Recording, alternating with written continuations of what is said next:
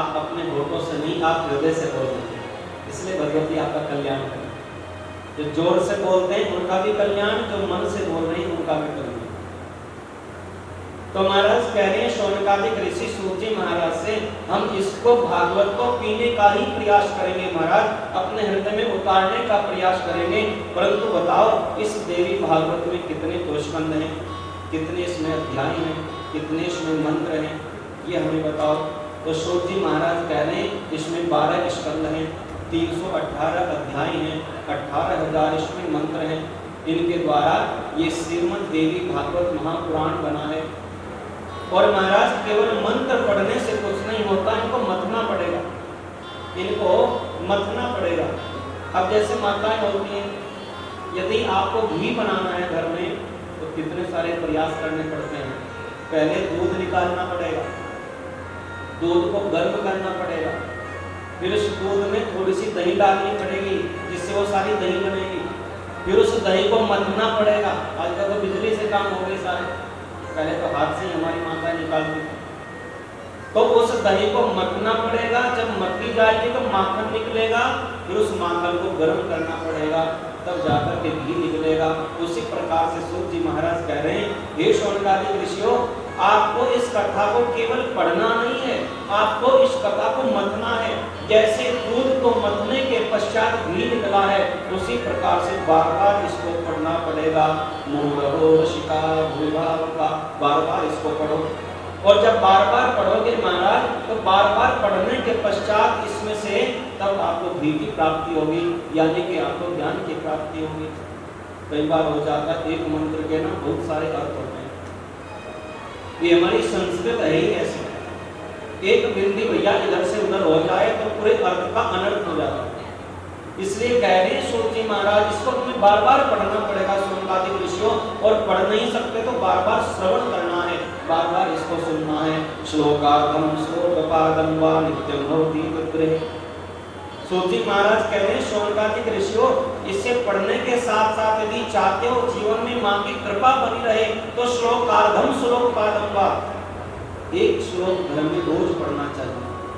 और यदि एक नहीं पढ़ सकते तो श्लोकार्थम, आधा श्लोक पढ़ें। आधा श्लोक भी पढ़ने का समय नहीं है तो श्लोकपादम वा, उससे भी आधा श्लोक पढ़ो। और यदि ये भी नहीं पढ़ सकते तो नवार्ण मंत्र का जप करें।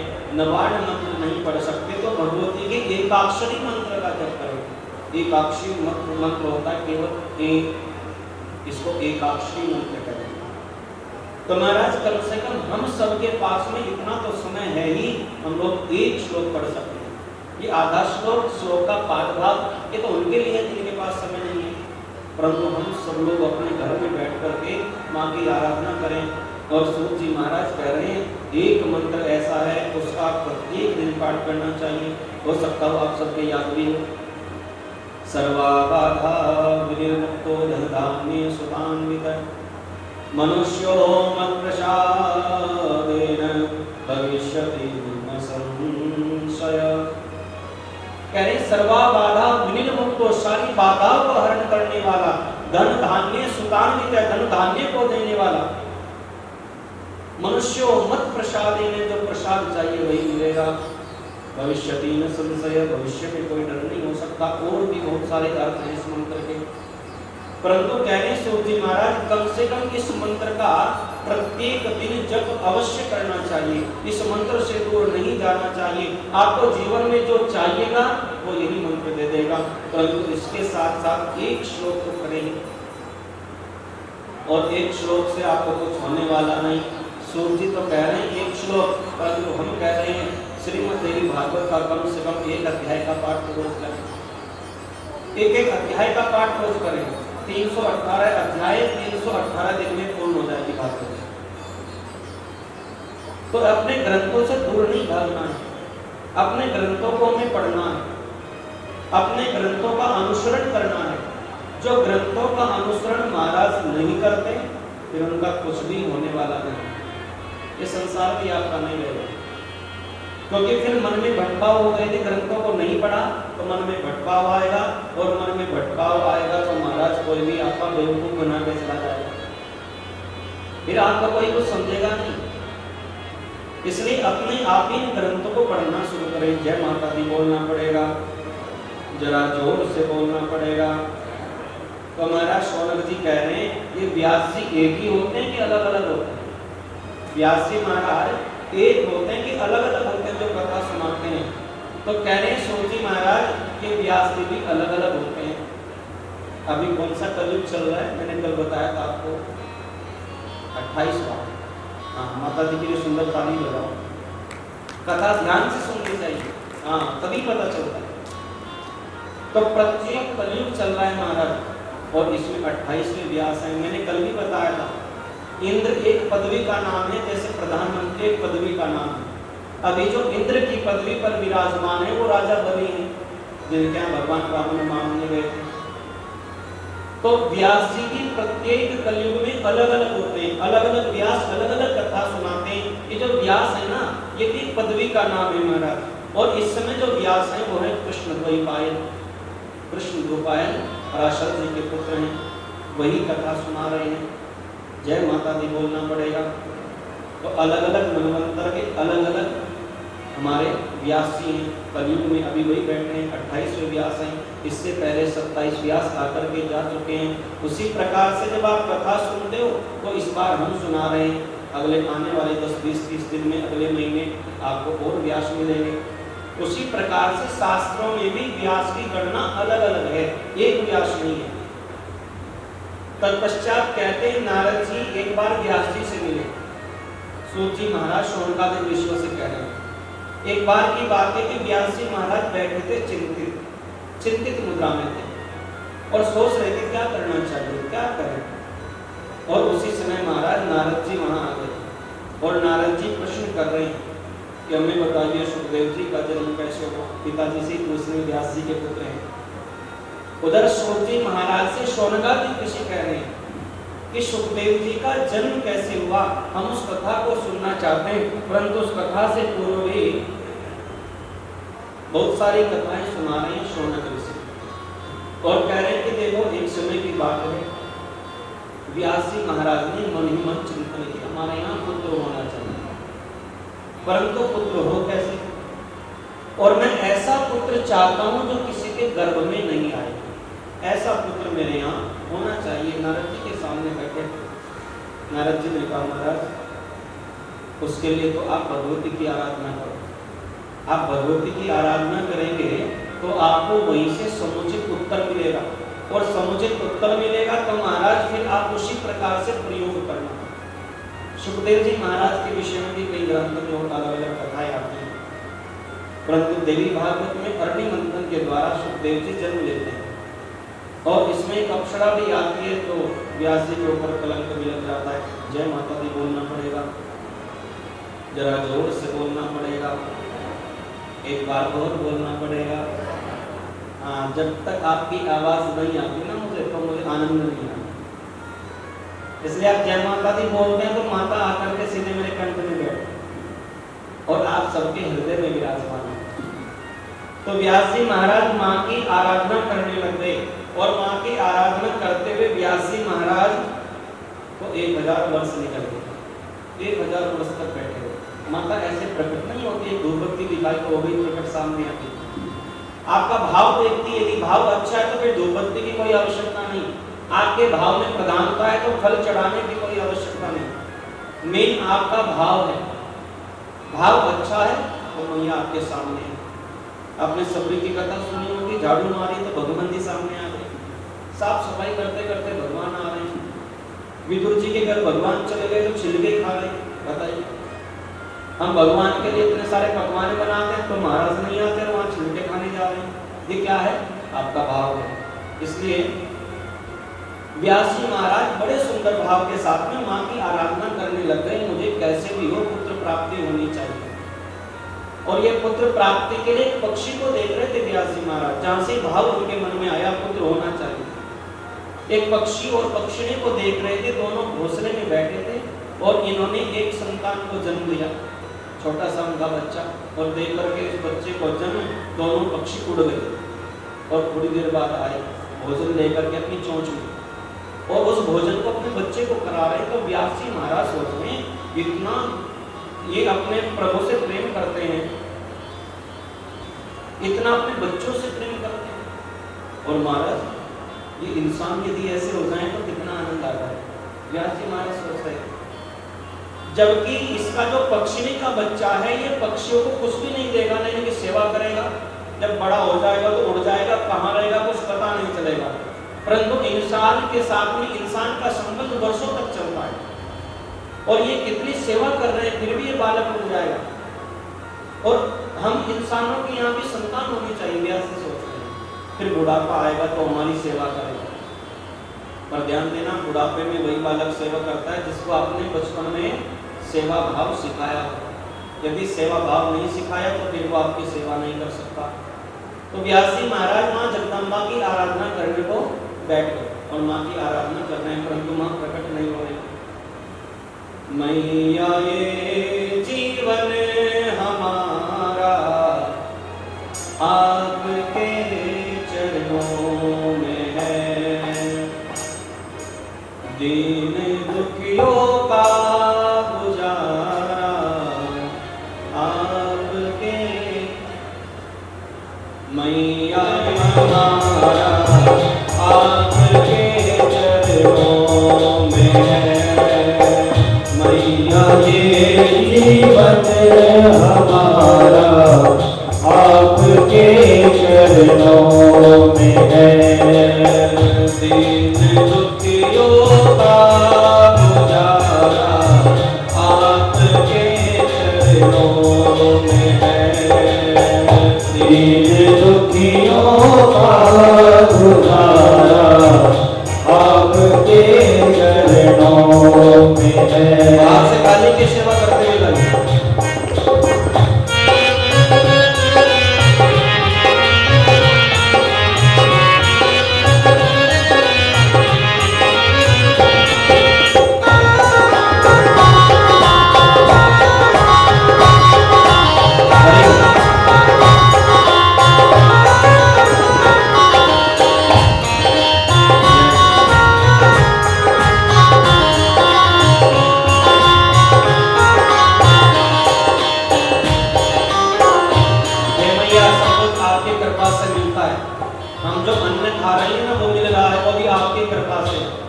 हमारे तन पर जो वस्त्र है ना मैया वो भी आपकी कृपा से। हम संसार में जहाँ भी जाते हैं आपकी कृपा से जाते हैं, आपकी कृपा के बिना वो संभव है नहीं। आपकी कृपा नहीं हो तो हम यहाँ से बाहर भी नहीं जा सकते।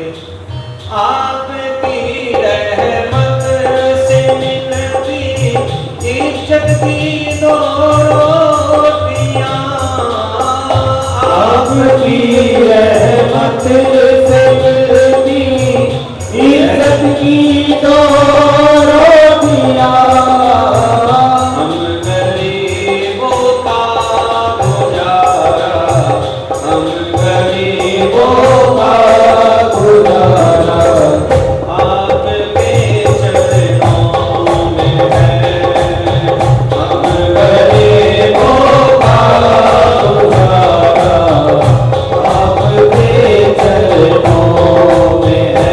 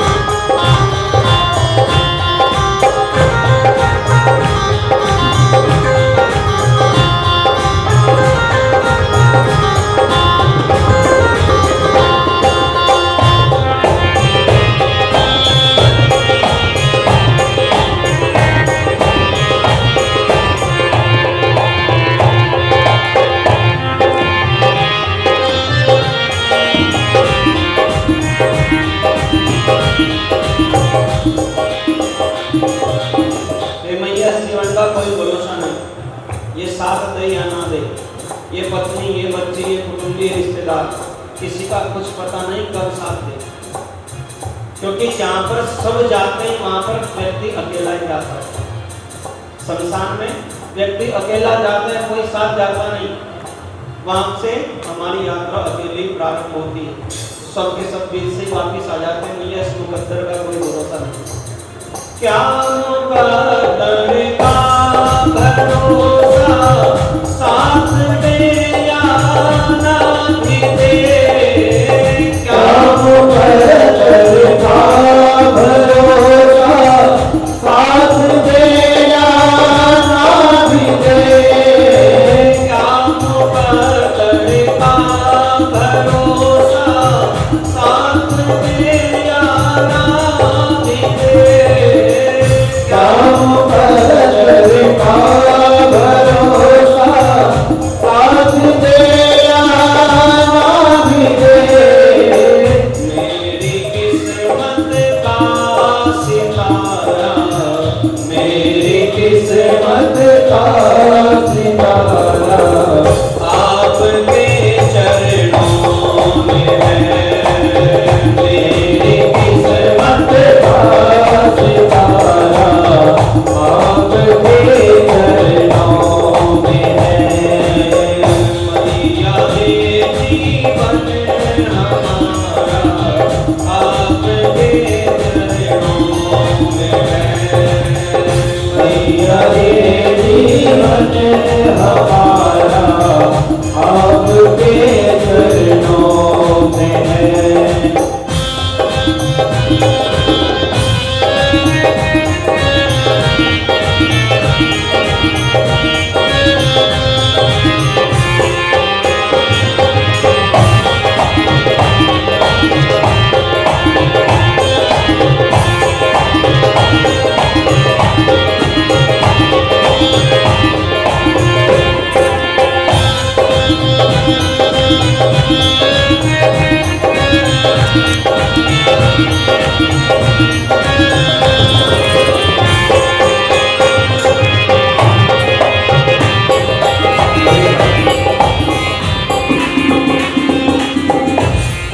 जब आप बैठे हो, मैं चिंता क्यों करूं?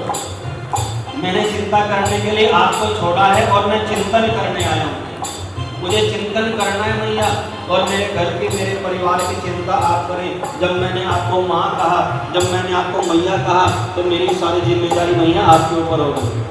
मैं भला चिंता करूं तो है भरोसा, मैं भला चिंता करूं तो है भरोसा आप पर। मैं भला चिंता करूं तो है भरोसा आप पर। मैं भला चिंता करूं तो है भरोसा आप पर। मेरा ये परिवार सारा, मेरा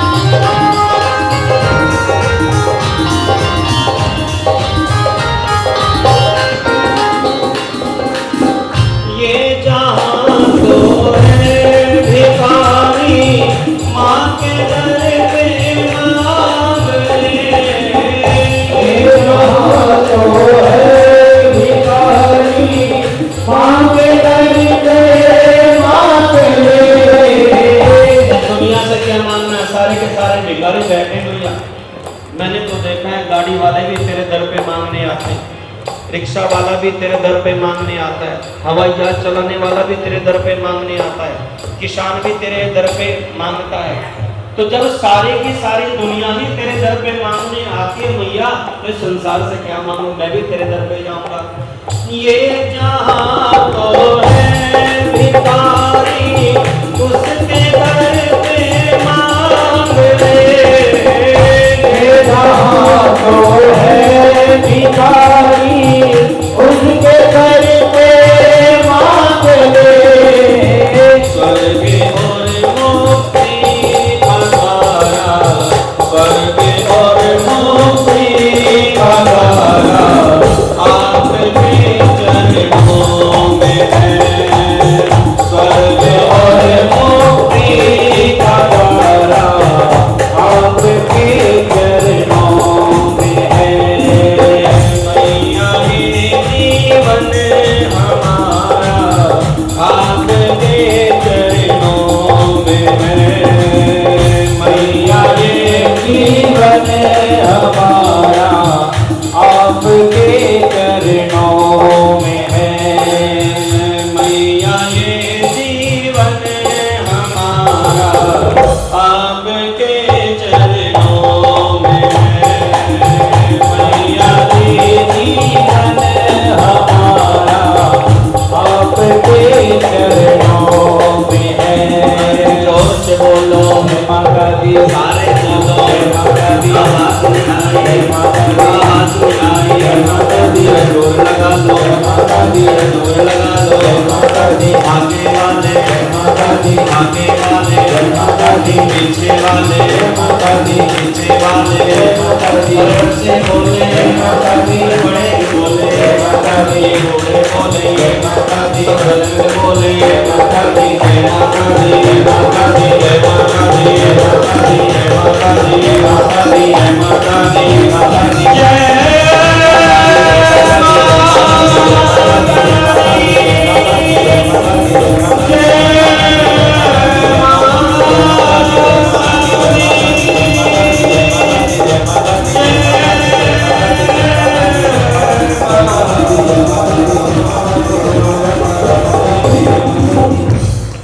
कथा का और प्रादुर्भाव होता है। तो सोनकार के ऋषि बड़े हर्ष से कह रहे हैं, सूत जी महाराज हमें वो भी कथा सुनाओ। तो सूत जी महाराज कह रहे हैं, देखो एक बार हुआ क्या, भगवान विष्णु ने युद्ध किया है राक्षसों के साथ में, और युद्ध करते करते थक गए, और जहां पर थके वहीं पर निद्रा आ गई। निद्रा के वशीभूत हो गए भगवान विष्णु, और इन्होंने क्या किया, जिस धनुष बाण से युद्ध कर रहे थे उसी समय अपने बाण को नीचे पृथ्वी पर रखा, उसके ऊपर धनुष रख दिया, और धनुष के ऊपर प्रत्यंचा चढ़ी हुई। प्रत्यंचा जो रस्सी होती है उसको बोलते हैं। तो नीचे बाण रखा भगवान विष्णु ने, उसके ऊपर धनुष रख दिया, और उसके ऊपर सर रख करके सो गए, विश्राम कर रहे। तो महाराज होता क्या है, ब्रह्मा जी और भगवान शिव दोनों के दोनों सोचने लगे मन में, विष्णु जी पता नहीं कहाँ चले गए, हमें कहीं दिखाई नहीं दे रही। और हमने तो सुना है कि उनका राक्षसों के साथ में युद्ध चल रहा था, और ये महाराज युद्ध भी कोई 2-4 दिन नहीं चला, पूरे 10,000 वर्ष युद्ध चला। और उस युद्ध के पश्चात विष्णु जी थक करके बाण के ऊपर धनुष रखा, और धनुष के ऊपर अपना सर रखा, सो गए। सूत जी महाराज कहते हैं, जब विष्णु सोए हैं तो किसी को पता नहीं चला विष्णु जी कहाँ, तो दोनों के दोनों उनको ढूंढने के लिए निकले। तीनों लोगों में ढूंढ रहे हैं महाराज, विष्णु जी का कोई पता नहीं। तो कहने लगे, एक स्थान पर गए हैं, शालिनी नामक वो वृक्ष जिसके नीचे भगवान विष्णु लेटे हुए थे, और सामने से ब्रह्मा जी और शिव जी आए, आकर के देखने लगे विष्णु जी सो रहे हैं। विष्णु जी को बड़ी आवाज लगा, आप टोकली ना महाराज, कैसे सो रहे हैं, ये कोई सोने की जगह है, आप तो समुद्र में सोते हैं, आप तो शयन समुद्र में करते हैं, यहाँ कैसे सो रहे हैं। और सोना भी महाराज किस विधि से, धनुष के ऊपर सो रहे हैं। महाराज उठिए, अपने निद्रा का त्याग करिए, भगवान विष्णु नहीं होते, सोते हैं। जब सोते रहे तो कहते हैं दीमक को शिव ने याद किया। दीमक जानते हो, लकड़ी में लग जाती है, उसी लकड़ी को खराब कर देती है। तो भगवान शिव ने ब्रह्मा जी से कहा चलो दीमक को बुलाओ, ये दीमक क्या करेगी, इस धनुष को खाएगी और ये धनुष जैसे ही थोड़ा सा सर के नीचे से हटेगा विष्णु जी जग जाएंगे, ये जाग जाएंगे। परंतु हो गया था उल्टा। तब महाराज दीमक को बुलाया गया। दीमक से कहा ब्रह्मा जी ने, देवी तुम एक काम करो, इस धनुष के अंदर प्रवेश करो और इस धनुष को खाना शुरू करो। तुम इस धनुष को खाओगी, ये धनुष नष्ट हो जाएगा और इसके नष्ट होने से विष्णु जी की गर्दन थोड़ी नीचे होगी तो ये जाग जाएंगे। तुम ऐसा करो। दीमक ने मना कर दिया। दीमक ने कहा महाराज ऐसा पाप मैं क्यों करूं, क्योंकि निद्रा भंगम पदाच्छेदो दंपत्यो प्रीति भेदन। किसी दंपति के बीच में कलह करा दी जाए तो पाप लगता है, सोते हुए व्यक्ति को जगा दिया जाए तो पाप लगता है, और फिर सोते हुए नारायण को उठा दिया जाए महाराज, ये नहीं काम चलेगा। ब्रह्मा जी कहने लगे तुम ऐसा करो देवी, तुम हम जो कह रहे हैं वो करो और हम भी तुम्हारे लिए कुछ करेंगे। दीमक ने कहा पहले बताओ क्या करो, आप महाराज मेरे लिए करोगे क्या? तो कहने लगे ब्रह्मा जी कि मैं आपके लिए यज्ञ में भोजन की व्यवस्था कराऊंगा। यज्ञ में जो आहुतियां बाहर डलती है ना, उन पर तुम्हारा अधिकार होगा। हम आहुति देते हैं ना, स्वाहा स्वाहा स्वाहा, तो आहुति का ध्यान रखना चाहिए, हमेशा यज्ञ के बीच में ही जानी चाहिए। जो यज्ञ कुंड तैयार होता है उसके अंदर आपकी आहुति जानी चाहिए और मृगी मुद्रा से जानी चाहिए। इस मुद्रा के साथ, इसको मृगी मुद्रा भी कहते हैं, इसको हंसी मुद्रा भी कहते हैं। इसके द्वारा आहुति कुंड के अंदर जानी चाहिए। तो कह रहे हैं ब्रह्मा जी की आहुतियां जो डला करेंगे यज्ञों में, उनमें जो सामग्री बाहर डल जाएगी कुंड के, उस पर तुम्हारा अधिकार होगा। इसलिए ध्यान से यज्ञ करना चाहिए, ध्यान से यज्ञ करना चाहिए। कल विवस्वान की कथा मैंने आपको बताई थी। महाराज चाह रहे हैं हमारे यहाँ पुत्र हो और पत्नी चाह रही है हमारे यहाँ पुत्री हो, और महाराज वो पुत्री हो गई। पुत्री का नाम क्या था? लीला। और भगवान शंकर जी के वन में प्रवेश कर गई तो पुरुष बन गए, कभी स्त्री बन जाए, कभी पुरुष बन जाए, ऐसा कई साल तक लगातार चला। भगवती की कृपा हुई, तब जाकर के वो पुत्र ही बना, नाम रखा गया था सुखदेव। इसलिए यज्ञ में कभी भी पत्नी और पति दोनों एक साथ बैठे तो भाव एक होना चाहिए, और जब यज्ञ में बैठे तो भाव रहना चाहिए मेरे द्वारा प्रदान की गई आहुति कुंड के अंदर जाए, कुंड के बाहर नहीं जाए, अन्यथा दीपक की हो जाए। आपको उसका कोई पुण्य नहीं मिलता जो सामग्री बाहर आ रही है। तो कहने लगे ब्रह्मा जी देवी तुम्हारे लिए भी भोजन की व्यवस्था करेंगे, जो कुंड के बाहर सामग्री डलेगी खुश होगी, प्रसन्न होगी। और महाराज उस धनुष को थोड़ा थोड़ा काटना प्रारंभ कर दिया। धीरे धीरे उस दीमक को काटने, दीमक उस धनुष को काटने लगी, और जैसे वो धनुष नष्ट हो गया, विष्णु जी की गर्दन नीचे गिरी और नीचे क्या रखा था? बाण। बाण के ऊपर धनुष था, धनुष के ऊपर भगवान सो रहे थे। तो नीचे महाराज वो बाण था। जैसे ही वो धनुष नष्ट हुआ, उसी के साथ साथ विष्णु जी का जो सर है वो नीचे उस बाण के ऊपर गिरा और सर कट गया। जय माता दी बोलना पड़ेगा। विष्णु जी का सर कट गया। अब जैसे विष्णु जी का सर कटा, महाराज ब्रह्मा जी और भगवान शिव सोचने लगे ये क्या हो गया, अपराध हो गया, पाप हो गया। हम करना क्या चाह रहे थे और हो क्या गया है। हम विष्णु जी को जगाना चाह रहे थे और यहाँ तो विष्णु जी मृत्यु के ग्रास हो गए, ये तो काल के ग्रास बन गए। नहीं नहीं, ऐसा नहीं हो सकता। सृष्टि का पालन करने वाला यदि यहाँ नहीं लेगा तो क्या होगा। तो ब्रह्मा जी शिव से पूछ रहे हैं महाराज को क्या करना चाहिए, और शंकर जी ब्रह्मा जी से कह रहे हैं बताओ क्या करें। तो ब्रह्मा जी कहने लगे प्रभु इस पूरे जीवन को, इस पूरी सृष्टि को, तीनों लोगों को जो शक्ति चलाती है, हमें उस शक्ति की आराधना करनी चाहिए। हम उस शक्ति की आराधना करें। तो महाराज सभी ने जगदम्बा की प्रार्थना प्रारंभ कर दी। नमो देवी महादेवी शिवाय सत्यम नमः, नमः प्रकृति भद्राय नियता प्रणताश्मता। भगवती की आराधना प्रारंभ कर दी और मां जगदम्बा प्रकट हो गई। जगदम्बा ने कहा अच्छा आज तो बड़े बड़े महामुनि मुझे प्रणाम कर रहे हैं, क्या हो गया। आज तो सामने साक्षात शिव खड़े हैं, साक्षात ब्रह्मा खड़े हैं, आज मेरी कौन सी आवश्यकता आने पड़ी जो आपने मुझे याद किया है। तो ब्रह्मा जी रोंदे हुए गले से बोल रहे हैं, मैया एक बहुत बड़ा अपराध हो गया, हमसे एक बहुत बड़ा अपराध हुआ है, और वो अपराध ये है कि हमारे द्वारा दीमक ने धनुष को काटा और हमें पता नहीं था धनुष के नीचे बाण लगता है। हम तो विष्णु जी को जगाना चाह रहे थे, और जैसे वो धनुष नष्ट हुआ तो महाराज विष्णु जी का जो सर है वो गिरा है तीर बाण के ऊपर, और उस बाण के ऊपर गिरते ही उनका गला कट गया। अब बताइए ना मैया, अब क्या करें, कैसे करें? आप तो आद्य शक्ति है, परांबा जगदम्बा है, पूरी सृष्टि को चलाने वाली है। मैं ब्रह्मा सृष्टि को बनाने वाला आपकी शक्ति के द्वारा चलता हूँ। विष्णु जी सृष्टि का पालन करने वाले आपकी शक्ति के द्वारा चलते हैं। शंकर संहार करते हैं, आपके द्वारा ही करते हैं। तो आप हमसे कहीं दूर नहीं है, आपके बिना तो कुछ भी नहीं कर सकते।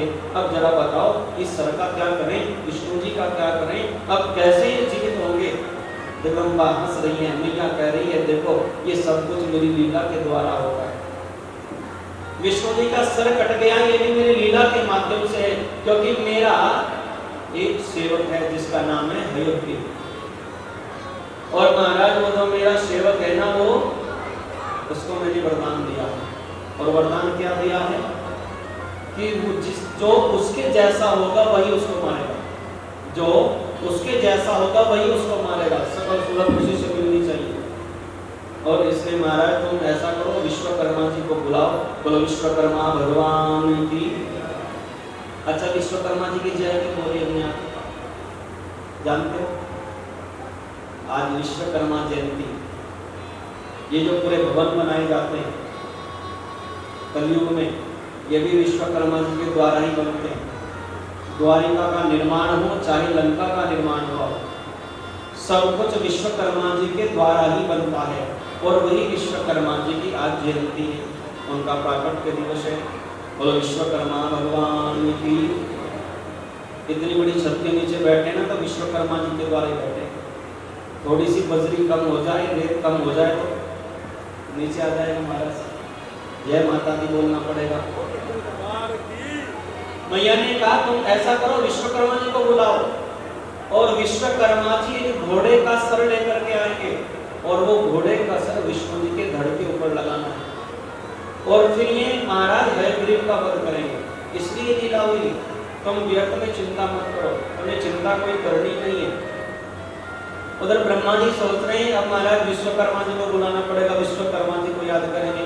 इस जीवन में सुखी कोई है ही नहीं, मन में सोच रहे। इस जीवन में एक व्यक्ति कुछ कर ही नहीं सकता। यदि इस पूरी सृष्टि को चलाना है, पूरे संसार को चलाना है, तो अंतिम पायदान पर खड़े हुए व्यक्ति की भी सहायता लेनी पड़ेगी। दीन कहे धनवान सुखी, धनवान कहे सुख राजक वाली। जो दीन लोग होते हैं, जिनके पास में धन नहीं होता, वो सोचता है धनवान बड़ा सुखी है, धनवान बड़ा सुखी है। और धनवान जिसके पास में धन है वो कहता है सुख राजक वाली। राजा बड़ा प्रसन्न रहता है। मोदी जी से पूछना कितनी टेंशन रहती होगी, आपके पंजाब के मुख्यमंत्री भगवंत मान जी को पूछना कितनी टेंशन रहती होगी, कितनी चिंता उनको रहती होगी, रहते आनंद करते। परंतु जितना ऊंचा पद महाराज उतनी समस्याएं ज्यादा, उतनी टेंशन ज्यादा।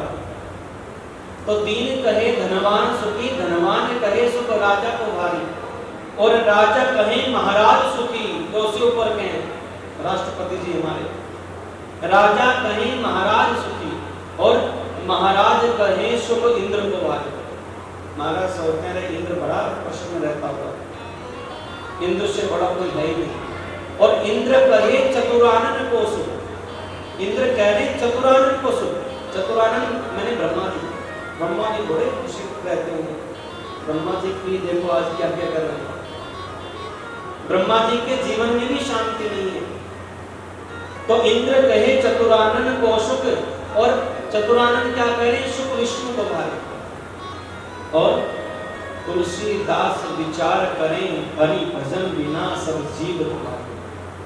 जिसके जीवन में हरि का भजन नहीं, चाहे चतुरानन हो, चाहे इंद्र हो, चाहे महाराज हो, वो कोई भी हो, यदि जीवन में भजन नहीं है तो सुख से नहीं रह सकता। मन की तरंग मार लो बस हो गया।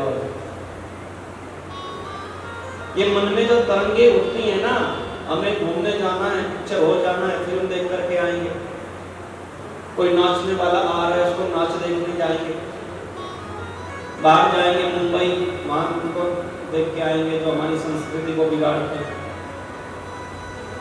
मुंबई वाले संस्कृति को बिगाड़ने का ही काम करते हैं, हमारी सुधारने का नहीं करते। ध्यान रखना, हमारी संस्कृति का, हमारे संस्कारों का जितना बेड़ा गर्क है मुंबई वाले बोली बुढ़ियों ने किया था, किसी ने नहीं किया।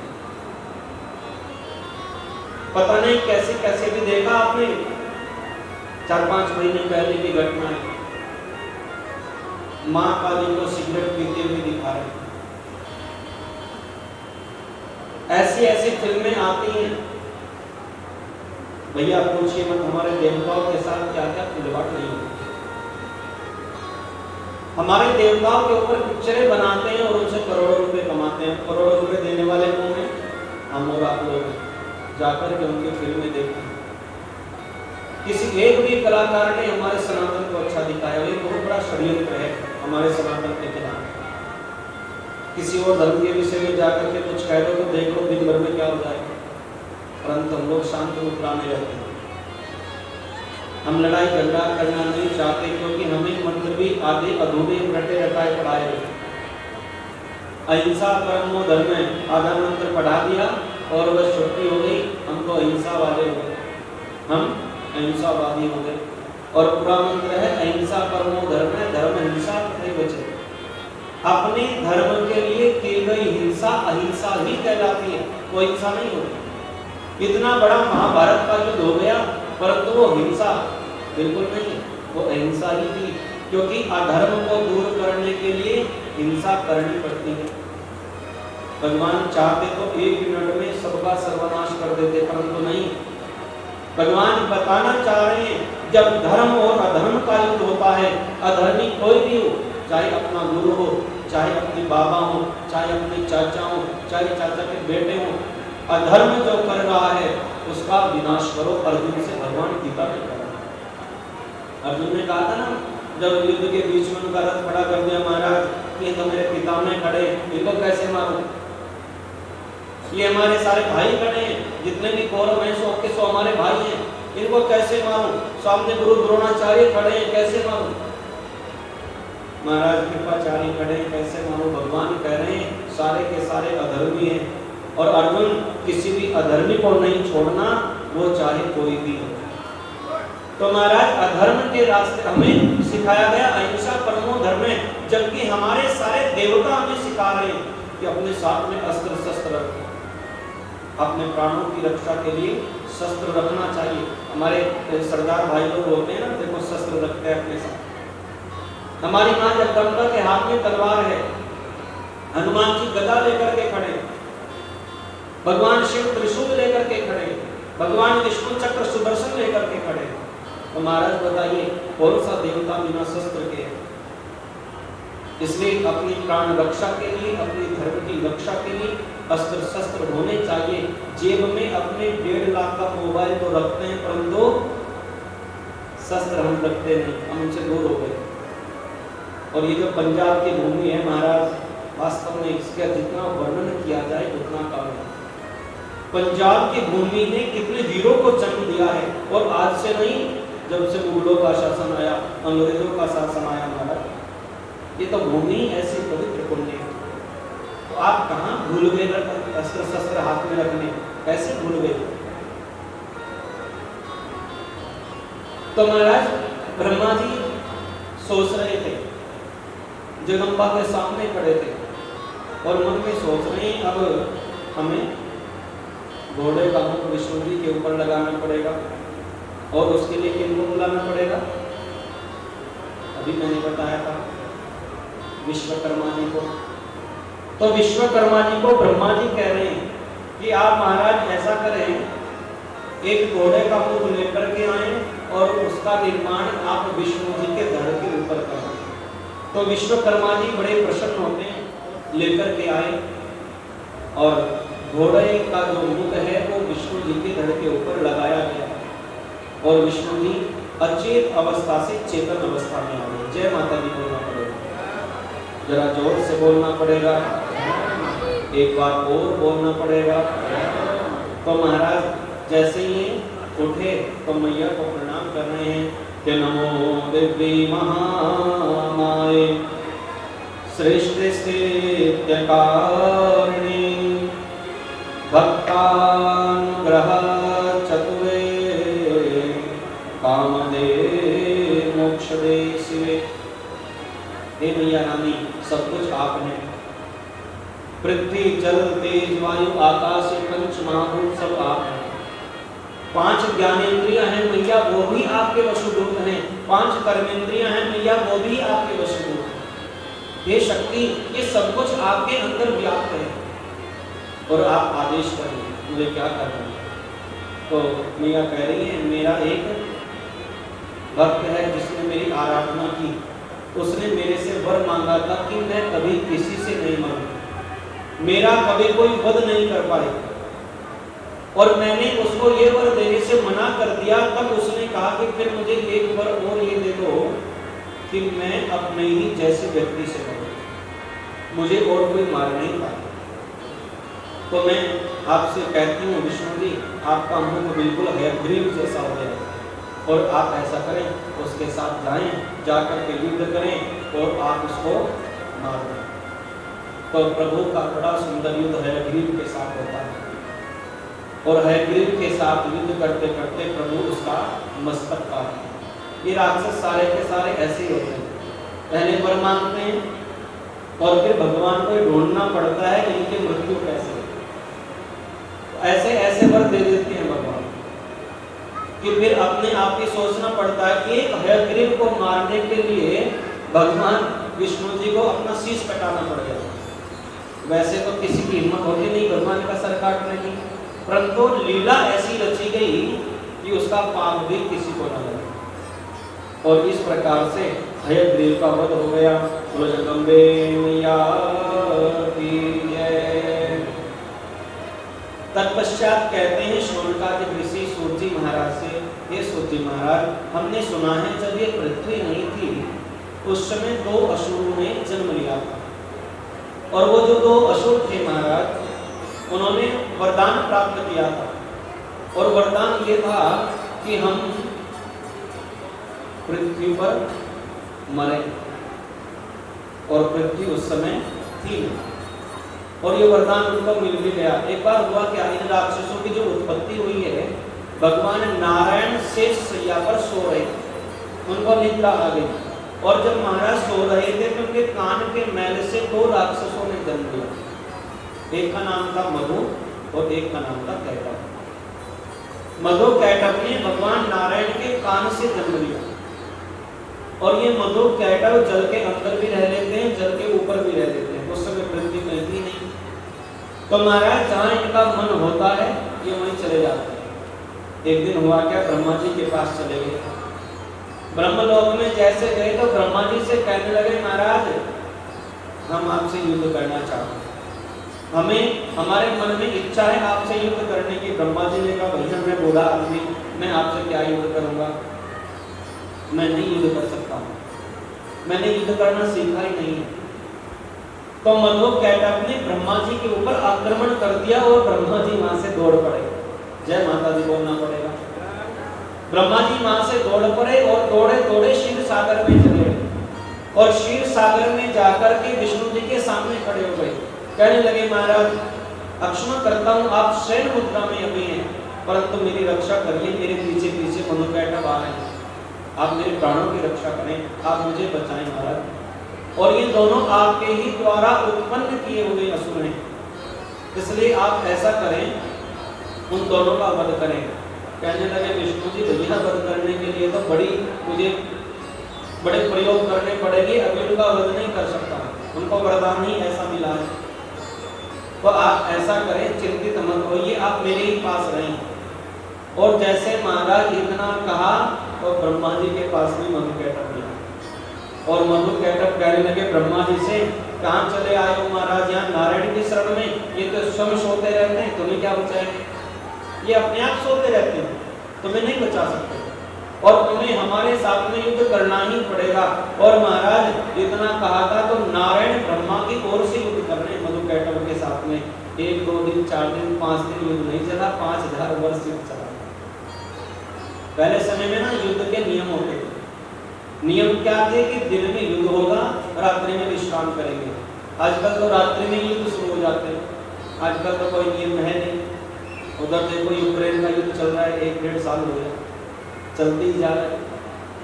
हमारा पड़ोसी पाकिस्तान आपके तो पास नहीं है, रात में सीज फायर करता है, अब तो करने का 6 महीने से ये रात में सीज फायर करता है। उस समय नियम थे, और नियम राक्षस भी मानते थे और देव मानते थे।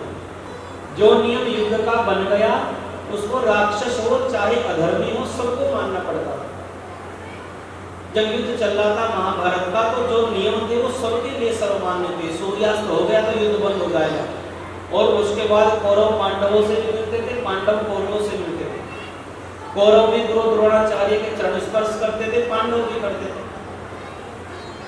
और ऐसे ही प्रत्येक युद्ध में नियम होते हैं।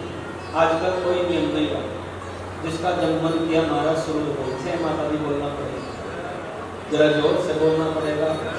तो 5000 वर्ष से युद्ध चला, भगवान विष्णु थकने लगे, और जब थकने लगे तो माँ जगदम्बा को प्रणाम करने को, जगदम्बे मैया की, जगदम्बा को प्रणाम करके कह रहे हैं हाँ ये शक्ति देवी रक्षा करिए, ये मधुकैटभ दोनों मरते नहीं है। माँ जगदम्बा प्रकट होकर के कहती है ये ऐसे मरेंगे भी नहीं, और मैं इनको माया जाल में फंसाती हूँ, तब आप इनका वध करना। तो जगदम्बा ने ऐसी माया फैलाई कि मधुकैटभ दोनों के दोनों नारायण से प्रार्थना कर रहे हैं कि सशंक चक्रम सकिरीटकुंडलम सबीतवस्त्रम शरशीरुहेक्षणम सहर्वक्षस्थलकोस्तुभयश्रियं नमामि विष्णुं शीर्षा चतुर्भुजम्। कह रहे हैं विष्णु जी को प्रणाम करके कह रहे हैं मधुकैटभ दोनों ऐसी माया वहां रची गई, कह रहे हैं नारायण हम आपको एक वर देना चाहते हैं, और वर क्या है कि हम आपके हाथों से मरना चाहते हैं, परंतु पृथ्वी पर मरना चाहते हैं। अब ये सारी लीला रची गई, ब्रह्मा जी भी प्रभु की माया को नहीं जान पाते। हम मनुष्यों के साथ में भी कई बार ऐसा हो जाता है, अपनी बातों में फंस जाते हैं। तो उस नारायणी की शक्ति से, उस मोह माया से, उस योग माया से ब्रह्मा इत्यादि नहीं बच पाए, कोई राक्षस नहीं बच पाया, बड़े बड़े ऋषि नहीं बच पाए। हजारों वर्ष ऋषियों ने तपस्या की, कोई अप्सरा आई महाराज तपस्या को बंद करके चली गई। ऐसे ऐसे ऋषि जिन्होंने 50-50 हजार वर्ष भगवान की तपस्या की, और एक अप्सरा आई और सारा काम बिगाड़ के चली गई, सारा पुण्य लेकर के चली गई। तो मधुकैटभ ने कहा महाराज हम बहुत बड़े हैं, आप वर मांग लो। विष्णु जी से कह रहे हैं आप वर मांग लो, और विष्णु जी कह रहे हैं हाँ वर दे दो भैया। ये मधुकैटभ ने कहा बोलो क्या वर चाहिए। भगवान कह रहे हैं तुम दोनों मेरे हाथों से मारे जाओ, बस मुझे ये वर दे दो। मधुकैटभ ने कहा ठीक है वर दे दिया, हम आपके हाथ से मारे जाएंगे, परंतु एक ध्यान रखना हमें पृथ्वी पर मारना, हमें यहाँ पृथ्वी पर मारना। उस समय पृथ्वी नहीं, साल में जल ही जलता, इसलिए मधुकैटभ को पता था महाराज ये पृथ्वी आएगी नहीं, हम मरेंगे नहीं। तो मेरे नारायण ने क्या किया, अपनी जंघा को बढ़ाना प्रारंभ कर दिया, और जंघा पर पृथ्वी को स्थापित कर दिया, और उसी जंघा के ऊपर मधुकैटभ दोनों को लिटाया।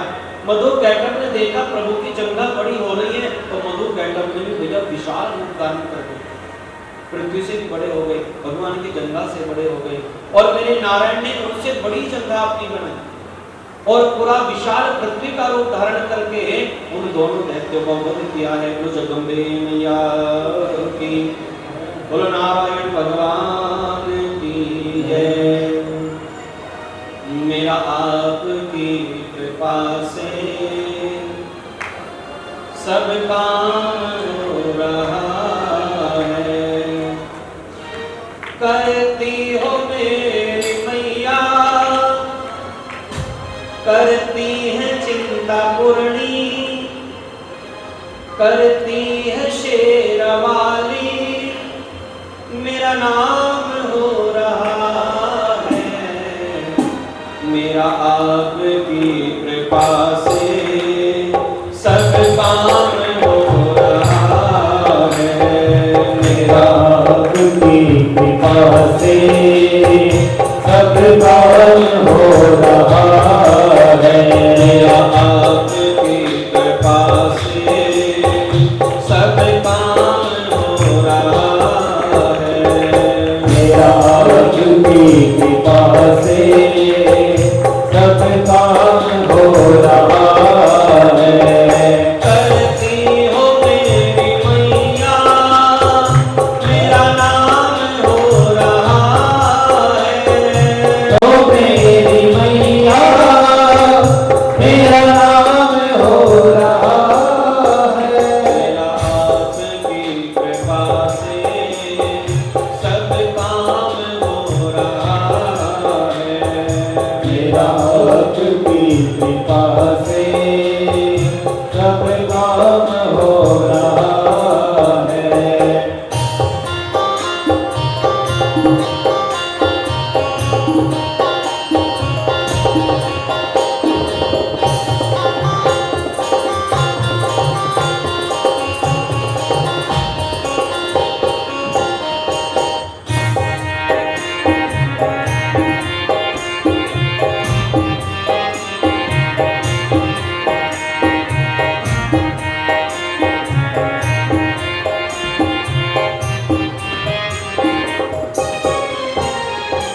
पतवार के बिना ही मेरी नाव चल रही है, पतवार के बिना ही आप से गाइए मेरी नाव चल रही है, पतवार के बिना ही मेरी नाव चल रही है, पतवार के बिना ही मेरी नाव चल रही है। मेरी मैया मैं नहीं जानता कैसे चलती है नाव, मेरे घर की नाव कैसे चल रही, मेरे कारोबार की नाव कैसे चल रही है, मेरे व्यवसाय की नाव कैसे चल रही है, ये पूरा संसार पूरा जगत कैसे चलता है, मैया हमें कुछ पता नहीं, सब आप करने वाली हैं। हमें तो लगता है कि कार्य हम करते हैं और सहारा आप लगा देती है, इसलिए हम पार हो जाते हैं। पतवार के बिना ही मेरी नाव चल रही है, पतवार के बिना ही मेरी नाव चल रही है, हैरान है जमाना मंजिल भी मिल रही है, हैरान है जमाना मंजिल भी मिल रही है, करता नहीं मैं कुछ भी, करता नहीं मैं कुछ भी, मेरा नाम हो रहा है, करता नहीं मैं कुछ भी है, मेरा नाम हो रहा है। करती हो मेरी मैया, मेरा नाम हो रहा है, करती हो मेरी मैया, मेरा नाम हो रहा है, मेरा आपकी कृपा से सब काम हो रहा है, मेरा आपकी कृपा से सब काम हो रहा है। बोलो शाकंभरी योग माया की, चिंतपूर्णी मैया की, जगदम्बे मैया की हो।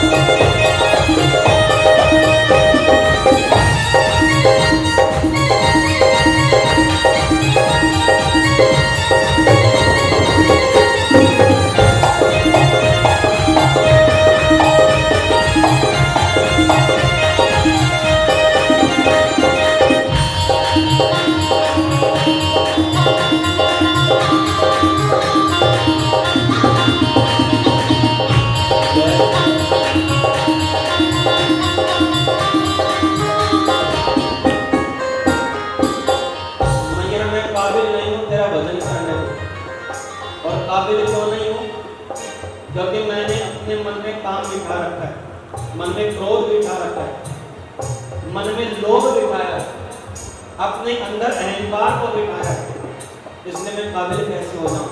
क्योंकि जब तक मन से काम जाएगा नहीं, क्रोध जाएगा नहीं, लोभ मोह अहंकार जाएंगे नहीं, तब तक मैया हम हृदय में आकर के बैठ नहीं सकती। परंतु फिर भी तेरा भजन करने के काबिल हो या नहीं हूं, कोई अलग विषय नहीं मैया, फिर भी तुम मेरे ऊपर कृपा करती रहना। मैं तो नहीं हूं काबिल, तेरा प्यार कैसे पाऊं? मैं तो नहीं हूं काबिल, तेरा प्यार कैसे पाऊं? मैं तो नहीं हूं काबिल, तेरा प्यार कैसे पाऊं? मैं तो नहीं हूं काबिल, कैसे पाऊं? टूटी हुई वाणी से गुणगान कैसे गाऊं? टूटी हुई वाणी से गुणगान कैसे गाऊं? तेरी ही प्रेरणा से, तेरी ही प्रेरणा से ये कमाल हो रहा है, तेरी ही प्रेरणा से ये कमाल हो रहा है। करती हो मेरी मैया सब काम हो रहा है, करती हो मेरी मैया सब काम हो रहा है। आपकी कृपा से सब काम हो रहा है, आपकी कृपा से सब काम हो रहा है। आप सताली की सेवा करते हैं, हरी हरी बोल।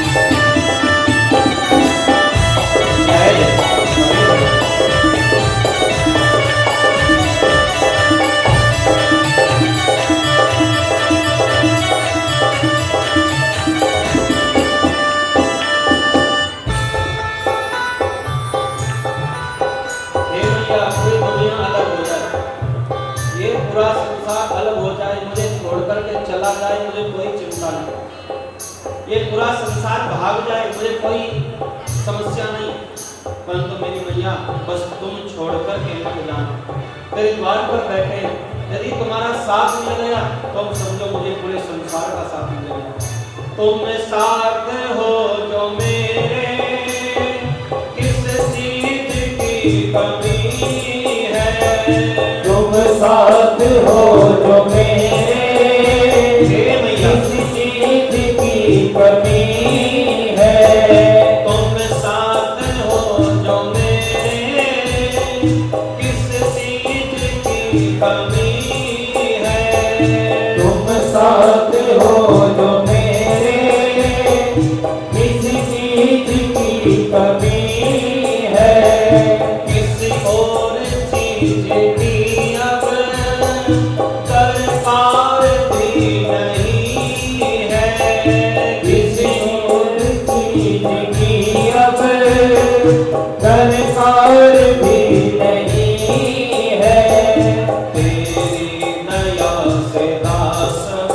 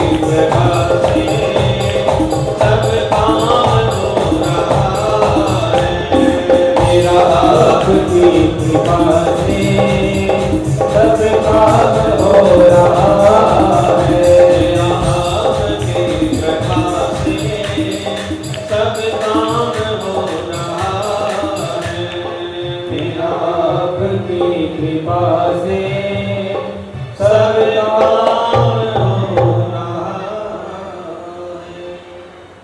करती हो मेरी मैया मेरा नाम हो रहा है। मैया आपकी कृपा से सब काम हो रहा है।